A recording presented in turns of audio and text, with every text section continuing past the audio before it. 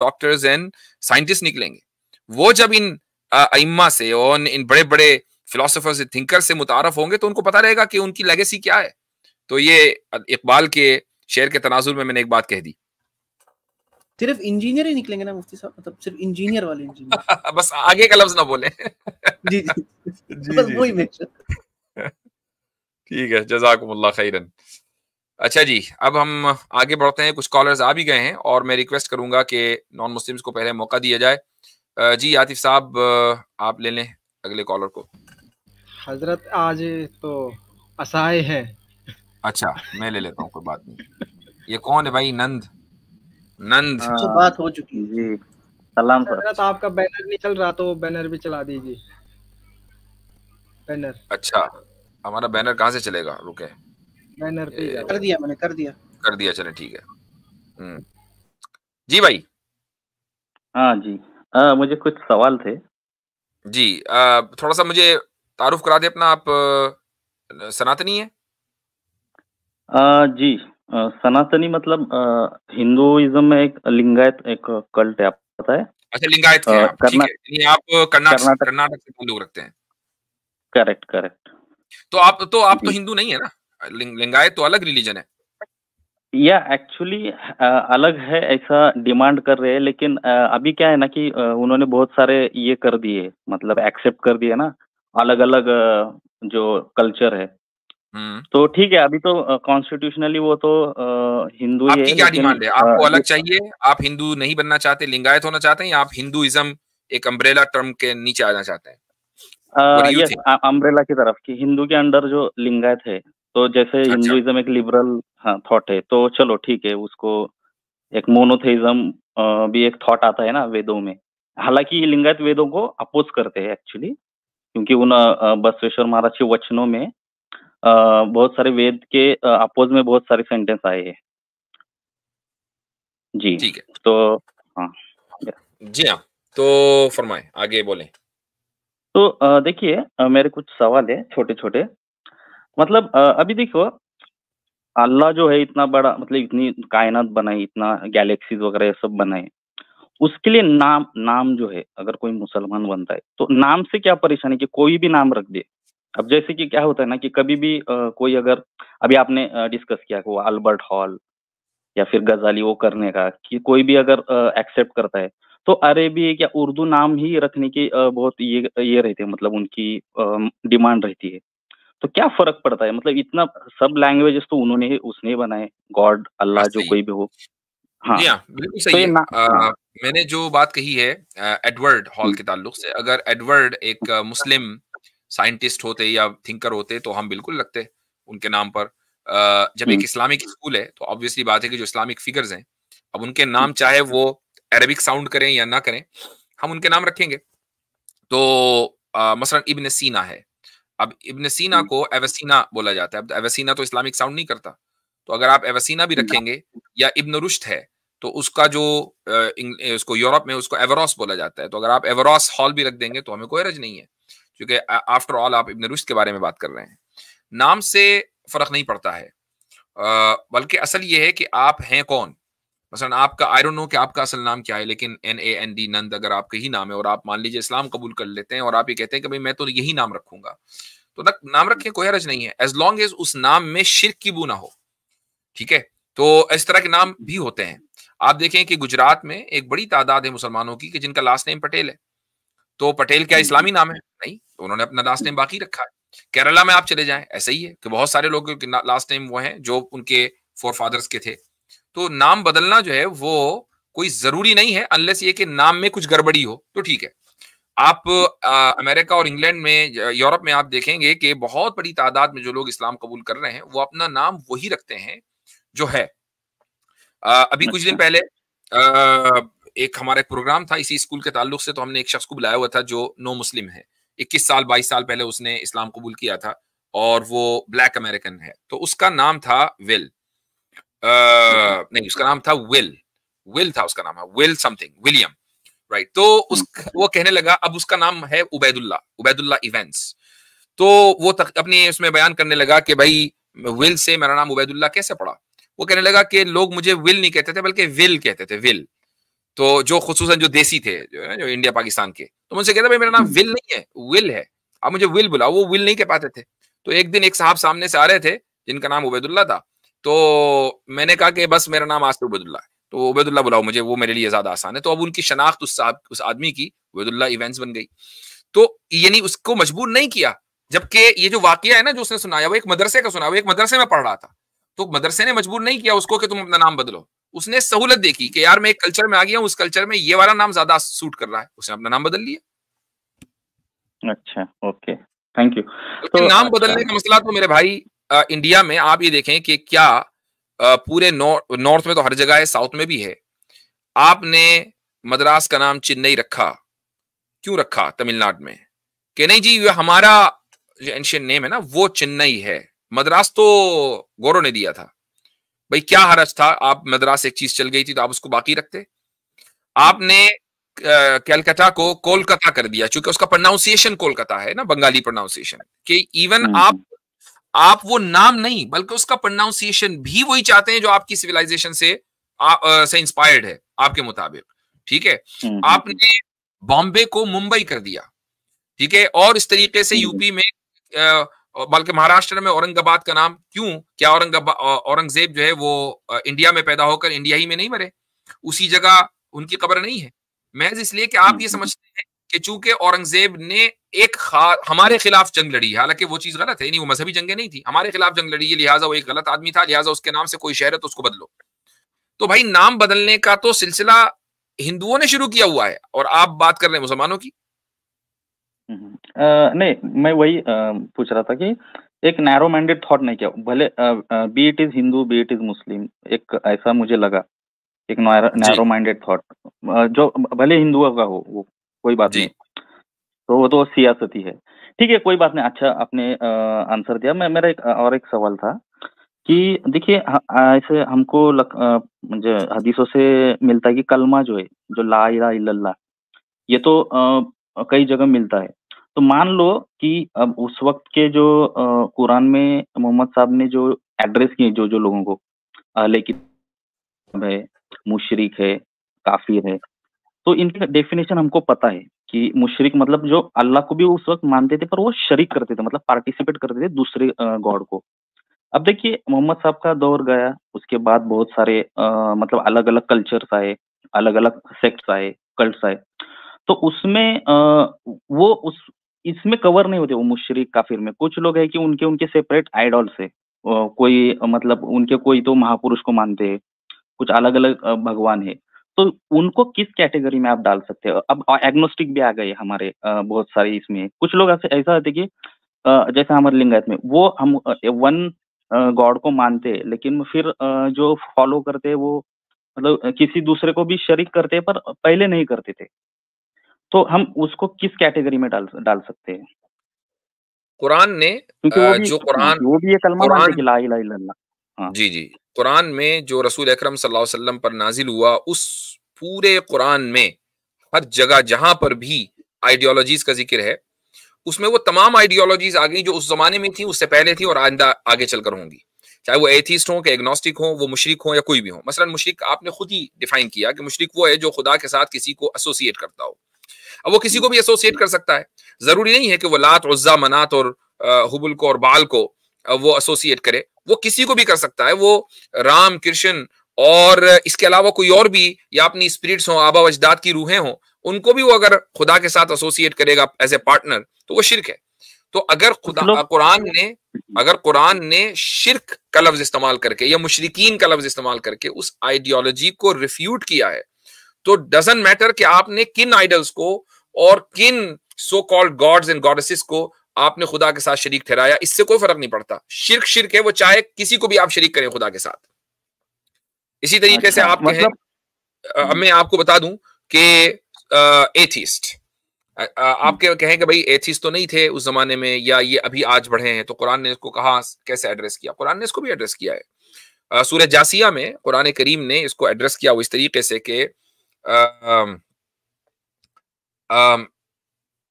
कुरान ये कहता है कि उन्होंने अपनी ख्वाहिशों को खुदा बना लिया। ये आयत है, उस अभी जहन में आएगी। अपनी ख्वाहिशात को खुदा बना लें, अपनी जो मर्जी है, अपनी जो मोरालिटी है वो खुदा है, बस वो उसकी सुनते हैं, खुद डिफाइन करते हैं कि क्या करना है क्या नहीं करना है, वो किसी सुपरनेचुरल ताकत के कायल नहीं है। तो एथीज्म की बुनियादी ये है कि मैं अपनी मोरालिटी खुद डिसाइड करूंगा, मैं किसी सुपरनेचुरल को क्यों मानूं, यही ह्यूमनिज्म है। खुदा ने इसको, कुरान ने इसको भी जिक्र सब किया। आते हैं।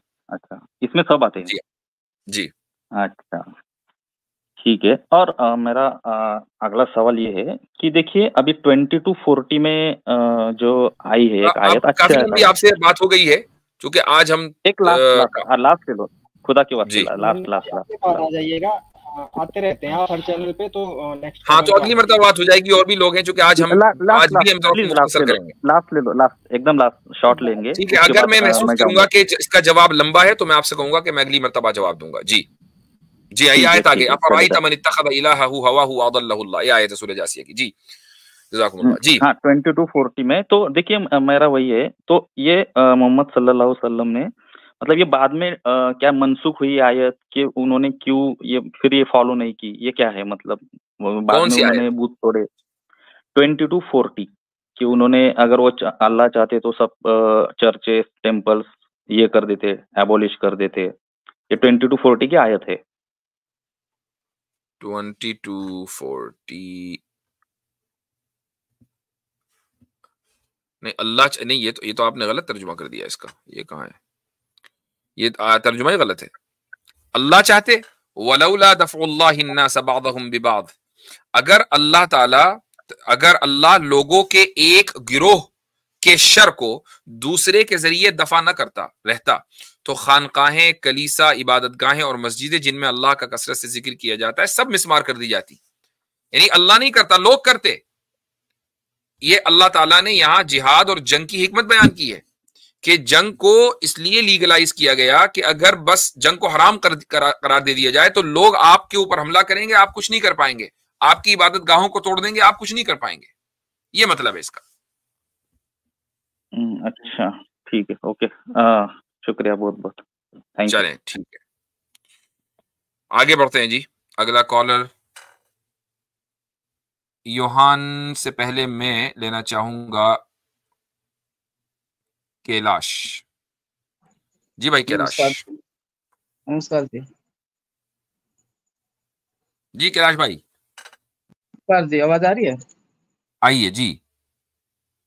ये कुछ सवाल थे मेरे। आप सनातनी है भाई? एथिस्ट कह सकते हो आप। फिलहाल मैं ना मतलब भगवान को मानता ना मतलब साइंस को ही, क्योंकि दोनों के पास अभी किसी का जवाब है नहीं। साइंस को मानते हैं या साइंस को भी नहीं मानते? आप कह सकते हो मतलब नहीं भी और हाँ भी, क्योंकि सब सवालों का जवाब साइंस के पास भी नहीं है। अच्छा, तो वसलन कौन सा सवाल है कि जिसका जवाब साइंस के पास नहीं है? सर मैं कुछ अलग सवाल लेकर आया था, फिलहाल मैं इसके ऊपर नहीं था, क्या पूछ सकता हूँ? मैं वो पूछ लीजिएगा, लेकिन ये वाला मेरे सवाल का जवाब दे दीजिए कि वो सवाल जो आपके जहन में है और उसका जवाब साइंस के पास नहीं है, वो क्या है? जैसे कि दुनिया कैसे बनी है, मतलब दुनिया ये सब कुछ जो हमारे सामने दिखाई दे रहा है उससे पहले क्या था। ठीक है, ये सब बिल्कुल सही है, साइंस के पास का जवाब नहीं है। अच्छा, इसका जवाब रिलीजन के पास है? नहीं, रिलीजन के पास भी नहीं है। अगर मैं कहूं कि रिलीजन के पास है तो फिर आप उसको मानेंगे? सर देखो, जो मानने वाली बात होती है वो सभी मानते हैं, ठीक है। आप मेरे को साबित, तो मैं ये नहीं कह रहा, मैंने आपकी वीडियो देखी है, आप साबित कर सकते हो कि गॉड है, ठीक है, लेकिन साबित करने का मतलब ये नहीं होता कि वो है ही नहीं। तो फिर मैं साबित कैसे करूं? साइंस से करूं? क्योंकि साइंस के पास तो जवाब है नहीं, तो साइंस से तो कर नहीं सकते आप। मैंने आपकी वीडियो देख चुका हूँ मैं सारे, आप किसी ना किसी तरह से उसको साबित कर दोगे, मेरे को यकीन है इस चीज का। तो मतलब इसलिए बात नहीं करनी, चूंकि आप साबित कर दोगे मैं तो बात नहीं करता। तो फिर आप अपने आप को ये ना कहें कि मैं एग्नोस्टिक हूं या भी मैं पता नहीं। अगर आप बात ही नहीं करना चाहते कभी, आप तो साबित कर दोगे। ये क्या बात है? सवाल ये है कि जब वो साबित हो रहा है तो आप मान क्यों नहीं रहे? एग्जैक्टली। सर वो साबित उस तरीके से हो रहा है ना आपके हिसाब से कि मतलब आत्मा नहीं है, तो वो भी हो सकता है, वो हो तो सकता है ना। आपका तो कोई हिसाब ही है ना मेरे भाई। आपका ना साइंस हिसाब है ना रिलीजन हिसाब है। अपना हिसाब बताओ तो फिर उस हिसाब से हम बात करें। फिलहाल मेरा एक सवाल समझ लो, आप उसके हिसाब से मतलब जवाब दे देना आप। चलो करो। जैसे मतलब आप कहते हो कि दुनिया मतलब अल्लाह ने बनाई है, ठीक है, तो जो हमारा भी अल्लाह ने बनाया है। जो हमारा क्या? दोबारा बोले। हमारा क्या? जो हमारा दिमाग है, दिमाग सभी लोगों का, हाँ वो अलग अलग बनाया है, और शरीर है वो भी अलग अलग बनाया है ना जी। जी जी, बोले बोले। जो सभी एनवायरमेंट है। भाई आपका माइक जो डिस्टॉर्ट कर रहा है, अपना अगर आपने हेडफोन लगाया उसको पीछे करके बात करें। मैं कह रहा हूँ दिमाग, शरीर, नहीं आ रही भाई आवाज नहीं आ रही भाई कैलाश भाई आपकी। आ रही है? दिमाग शरीर तक ही अटक रही है, शरीर से बाहर नहीं निकल रही आवाज। बोले हेडफोन्स हटा के बात कीजिए।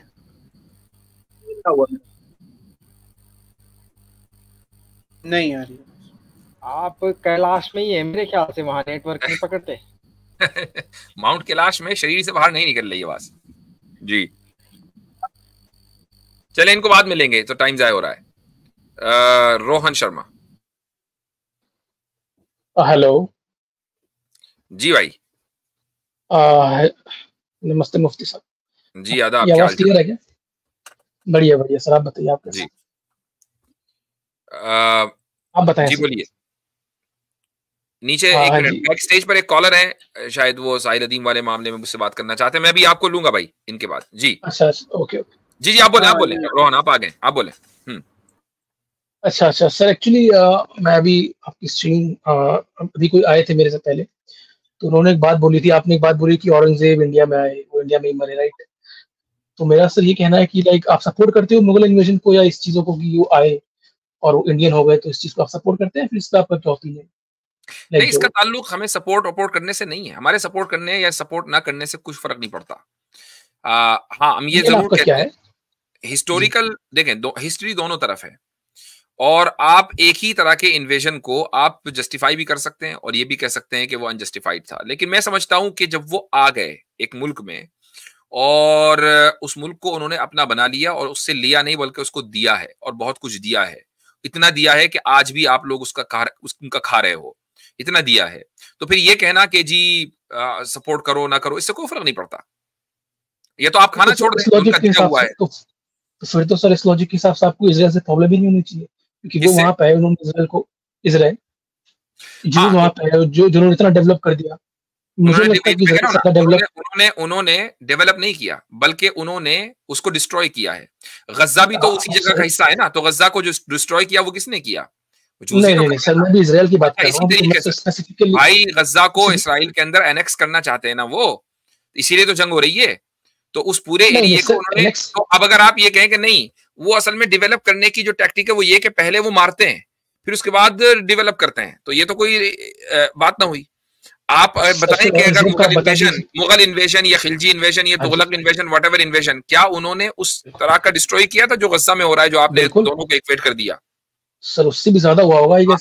हुआ होगा नहीं। हमारे पास तो भाई एविडेंस जो है वो वीडियोस की शक्ल में मौजूद है, फोटोज की शक्ल में, और वो ऑब्वियसली बात है कि आज का वाकया तो होंगे। आपके पास जो एविडेंस है वो कुछ नहीं है, सिवाय इसके कि जो राइट विंगर्स कुछ 2-4 पेड हिस्टोरियंस हैं, उनकी आप हिस्ट्री उठा के लाते हैं कि जी फला मौके पर यूं कर दिया था, फला मौके पर ऐसा।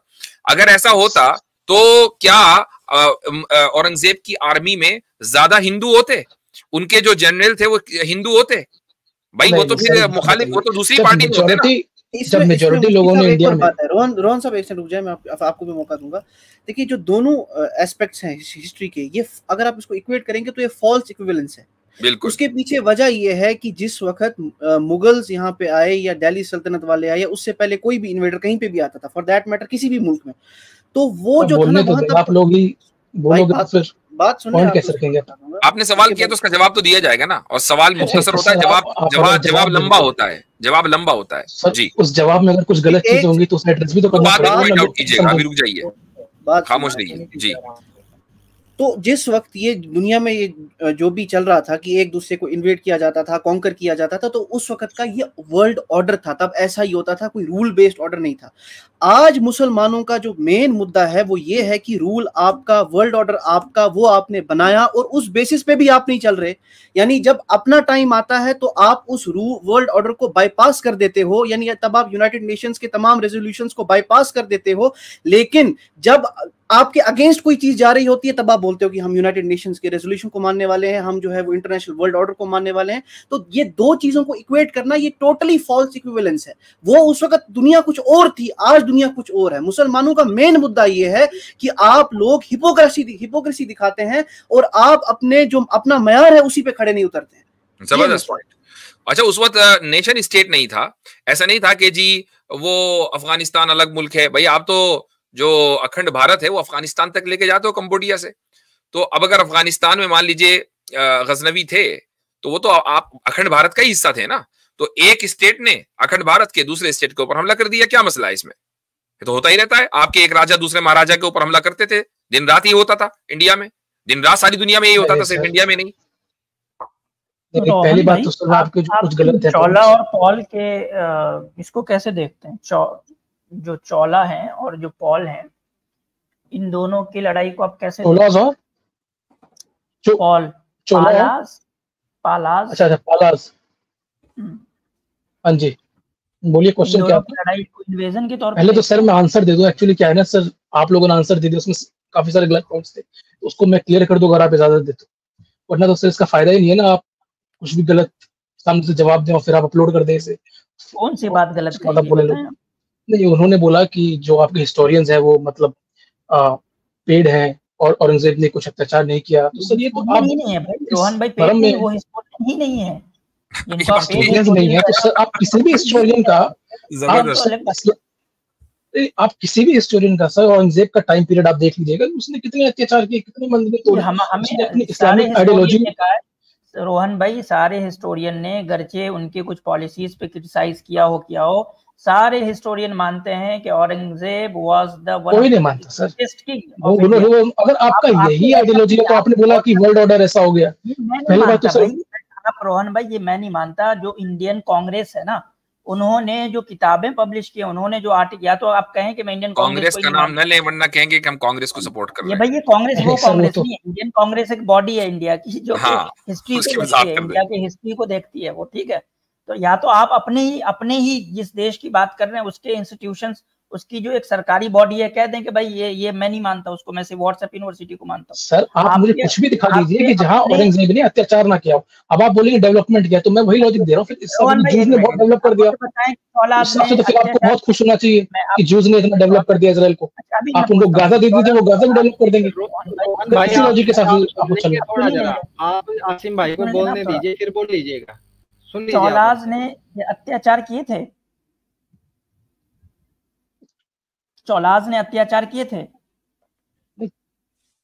चोला ने जो भी मतलब आपके साउथ ईस्ट एशिया के जो कुछ रीजन है, तो वहां पे अत्याचार इन द सेंस अत्याचार किए थे या नहीं? अत्याचार किए थे चौलाज ने? नहीं, वहां कैसा अत्याचार किया, जब बताएंगे तब तो। कि आपको क्या लगता है कि अत्याचार हुआ? चौलाज ने अत्याचार नहीं किया। नहीं, आप मुझे बताइए कि जो भी उसने साउथ ईस्ट एशिया के जो कंट्रीज में चोला ने अपना एम्पायर चलाया, तो उसमें आपको अत्याचार क्या लगा? चौलाज की ये हिस्ट्री रही है कि जब वो इन्वेड करके जीतते थे तो सबसे पहले वहां के मंदिरों में जाते थे और सारा सोना निकालते थे। नहीं, ऐसी तो कोई पॉलिसी नहीं है सर। आप मुझे प्रूफ कर दीजिए। आप मुझे प्रूफ कर दीजिए कि वो मंदिरों में जाके लूटते थे। जहां तक मुझे पता है उन्होंने कंबोडिया में सबसे बड़ा मंदिर है, तो वो कंबोडिया में, इंडिया के मंदिरों के अंदर जो है ना, वो सोना को चौलाज ने जो है लिया है, वहां जाके उन्होंने लिया है वहां से सोना। तो भाई ये तो बात हो गई चौलाज की।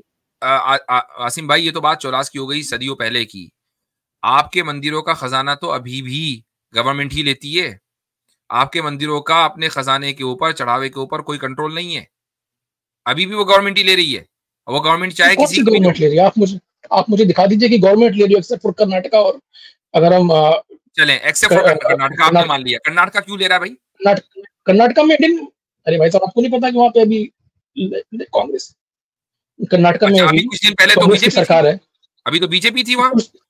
कांग्रेस ही तो अभी न्यूरो लेके आई है कि वहां पे 10% शायद आपको वो देना पड़ेगा टैक्स, जो है टैक्स करके जो कानून लेके आई है कांग्रेस। उससे पहले बीजेपी थी। और जो मंदिरों के जो खजाने हैं, मंदिरों के जो खजाने हैं, गवर्नमेंट का कंट्रोल है, ये आपको पता होना चाहिए। गवर्नमेंट का सर कोई भी कंट्रोल नहीं है मंदिर पे, ना कंस्ट्रक्शन पे, ना उनके किसी भी लेक्चर। ठीक है, अभी रुक जाइए, मंदिर अगर बनता तो अभी रुक जाए। आप आसिम भाई, आप जरा सा बात करें, मैं 1 मिनट निकालता हूँ न्यूज। आप मुझे दिखा दीजिए कि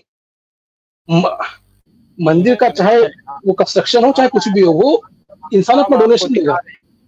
अच्छा, अब मैं रोहन भाई आपसे पूछता हूँ कि एंशिएंट इंडिया में बौद्धिस्टों पे अत्याचार हुए कि नहीं इंडिया में? सर इस चीज का अब तो कोई पुख्ता सबूत तो नहीं है। अगर आप बोलेंगे कि वो पुष्यमित्र संघ, पुष्यमित्र नहीं जो पुष्यमित्र संघ की बात करना चाहते हैं, इंडिया से बौद्धिज्म वाइप आउट हो गई और इसका कोई पुख्ता सबूत नहीं है, कैसे हो गई बौद्धिज्म वाइप आउट इंडिया से? आप पुष्यमित्र संघ की बात करना चाह रहे हैं, जो आप एशियन इंडिया की बात कर रहे हैं। मैं पूछ रहा हूँ कि इंडिया से बौद्धिज्म जो कि एक मेजॉरिटी रिलीजन था, वो कैसे? मेजॉरिटी लोगों ने हिंदुइज्म एक्सेप्ट कर लिया था, मेजॉरिटी लोगों ने बाद में हिंदुइज्म एक्सेप्ट करा। अगर आप मैप देखेंगे ना, ये बात अत्याचार के बिना किसी अत्याचार के लोगों ने खुद से हिंदुइज्म अपना लिया। बिल्कुल बिल्कुल।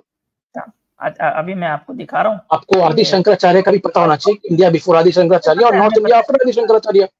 तो ये बात तो आपको आइडिया होगा, आप इतना बड़ा क्लेम कर रहे हैं तो आपको पता होना चाहिए कि ये बात बाद में आए ना, वो तो मतलब कि 8th सेंचुरी में है। आप पुष्यमित्र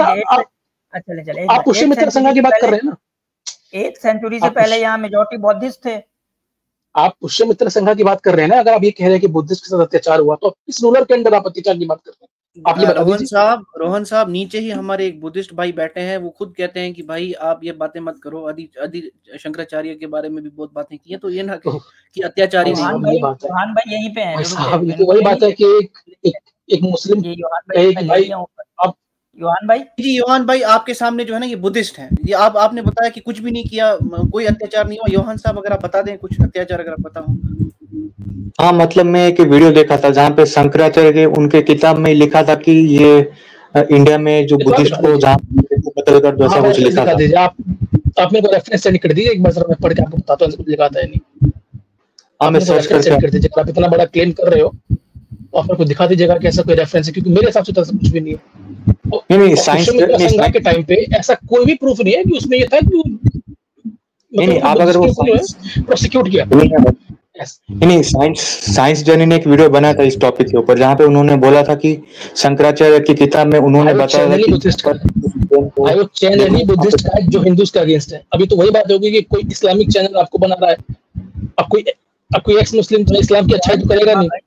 रोहन शर्मा भाई, आप उम्मीद करेंगे किसी एक्स मुस्लिम चैनल से कि वो आप रोहन शर्मा भाई अभी यानी कि आप ये कह रहे हैं, फिर गोया आप ये दावा कर रहे हैं कि बौद्धिस्ट लोग जो अपनी हिस्ट्री बता रहे हैं वो सब फेक है, उनको अपने हिसाब से नहीं, आपके हिसाब से हिस्ट्री बतानी चाहिए अपनी। तो फिर आप ये मानते हैं कि जितने भी एक्स मुस्लिम है वो एकदम सही बात कर रहे हैं इस्लाम के बारे में? तो मतलब आप बौद्धिस्ट को इस्लामोफोब एक्स मुस्लिम की तरह इक्वेट करते हैं? वो बुद्धिस्ट चैनल ही नहीं है ना, उस चैनल का काम है एंटी हिंदू सेंटिमेंट्स फैलाना। अगर आप उस चैनल को सही मानते हैं, आप बौद्धिस्ट फिर आप एक्स मुस्लिम साहिल को सही मानते हैं? आपने बौद्धिस्ट मुस्लिम साहिल को सही मानते हैं? अगर एक्स मुस्लिम साहिल को और एक्स मुस्लिम एडम को सही मान लेंगे तो फिर मैं इस चैनल को भी सही मान लूंगा। अब आप ये बता दीजिए, ये कह रहे हैं कि साइंस जर्नी जो है वो जैसे इस्लामोफोब साहिल वो एक एंटी हिंदू चैनल है, वो सारे वीडियोस एंटी हिंदू हैं। हाँ ठीक है, एंटी हिंदू है। आप ये कहिए कि वो हिंदू फोबिक चैनल है और रोहन जो कह रहे हैं वो गलत कह रहे हैं, रोहन झूठ बोल रहा है। आप कह दीजिए, हम तो कह रहे हैं कि रोहन के बारे में, सॉरी क्या रोहन योहान झूठ बोल रहे हैं, बिल्कुल झूठ बोल रहे हैं। ठीक है, अब योहान आपको टाइम मिलेगा अपनी बात डिफेंड करने का। अब मैं जरा सा इस पर आ जाऊं कि देखें आपके जग्गी वासुदेव क्या कह रहे हैं। फ्री हिंदू टेम्पल्स, ठीक है, पूरी रिपोर्ट है, but how much are they under government control? आपके तो टेम्पल्स अभी भी गवर्नमेंट कंट्रोल में भाई। आपके जो बड़े बड़े लीडर हैं, हिंदू लीडर, वो मुतालबा कर रहे हैं कि इनको फ्री करो। और आप तो जब जो चीजें आज भी आपकी गवर्नमेंट के कंट्रोल में है, कभी कांग्रेस की परेशान हो जाते हैं। तो आपने कहा कि इसका सबूत दें, आपने कहा इसका सबूत दें। हाँ सर, नीचे वही तो लिखा है कि Jaggi Vasudev and others. Sir आप उसमें देखिए तो लिखा क्या है, however that's hardly the case. ये तो पढ़िए आप लोग, कहीं से आर्टिकल मैं पढ़ के बता रहा हूँ, रुक जाइए मैं पढ़ के बता रहा हूँ, होल्ड ऑन एक minute. That's hardly the case, read it. रुकिए मैं बता रहा हूँ आपको, जस्ट अ सेकेंड। कहाँ चला गया ये रही। अच्छा, अब आप देखें कि यहां पर On March 11, Jaggi Vasudev, identified as Sadhu Guru, launched a missed call campaign demanding that temples in Tamil Nadu should be free from government control. Tamil Nadu तो आपने कर्नाटक की बात की, तमिलनाडु की। अच्छा, उसके बाद ये हो गई रिपोर्ट। अच्छा, hold on, mosques are not controlled, और ये देखें, why can temple funds be used for public